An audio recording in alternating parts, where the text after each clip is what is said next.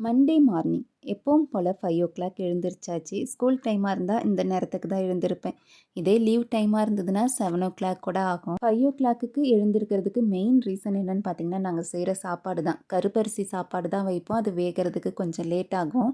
அதை சம்பா அரிசின்னு சொல்லுவாங்கன்னு நினைக்கிறேன். அது வேகிறதுக்கு கிட்டத்தட்ட 2 மணி நேரம் ஆகும். இந்த டைமுக்கு வச்சாதான் சாப்பாடு வந்து கரெக்டாக இருக்கும். ஏன்னா 8 மணிக்கெலாம் பாப்பாவுக்கு வேன் வந்துடும். அவளுக்கு லஞ்ச் ரெடி பண்ணிவிட்டு அவளை கிளப்பி விடுறதுக்கே டைம் கரெக்டாக இருக்கும்.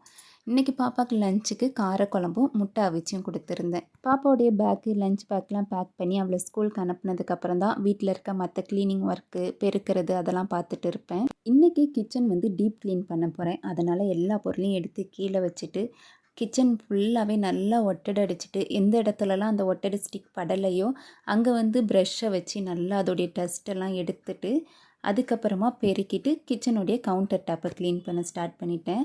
கிச்சனுடைய கவுண்டர் டாப் வந்து இன்றைக்கி தொடச்சிலாம் விடலை. ஃபுல்லாகவே தண்ணி ஊற்றி நல்லா க்ளீன் பண்ணி வச்சுட்டேன். அப்புறம் கொஞ்சம் பாத்திரம் தான் இருந்தது, அதையும் நல்லா வாஷ் பண்ணிவிட்டு சிங்க் ஏரியா எல்லாத்தையுமே நல்லா கழுவியாச்சு. கிச்சன் ஃப்ளோருமே நல்லா மாப் போட்டு விட்டுட்டேன். காலையில் 5 மணிக்கு ஆரம்பித்த வேலை 10 மணிக்கு தான் முடிஞ்சுது.